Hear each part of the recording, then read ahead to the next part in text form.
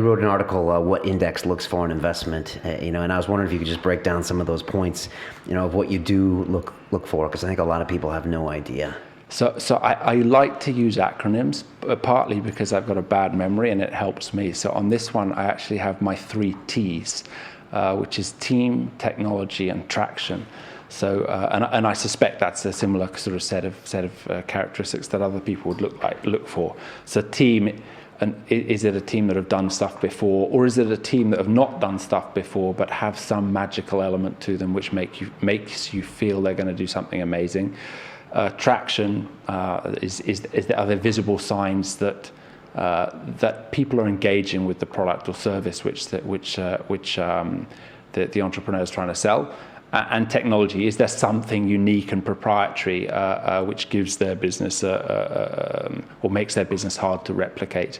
And often when you get business plans, people try to shoot for being kind of B+, A- across all 3. They try and say, listen, I've got quite a good team, quite an interesting technology, and a little bit of traction. And actually, it's almost more interesting to us where there's a massive asymmetry. Either it's incredible traction, but with a team that frankly are very immature and don't have expertise, or it's a wonderful technology. I certainly remember the first time that you did a Skype call back in 2000 and must have been 3 or 4.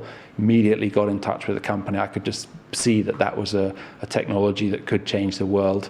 And sometimes, we do back teams just with a business plan and nothing else, nothing built, just a guy with an idea, but we've got real confidence in that individual. So, as I say, those are the 3 elements we look for, but we're very happy to invest where there's an awful lot that's not evident yet when we invest. And indeed, I think about just in London in the last 12 months, I think we've done 30 investments where we were the first sort of serious money into a company. So very often, it is just a team that you're backing.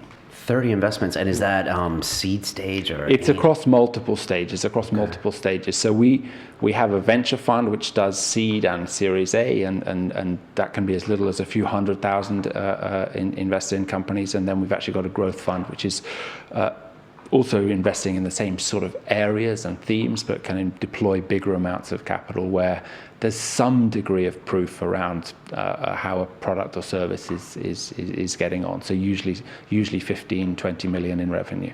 Don't miss London Real. Subscribe now.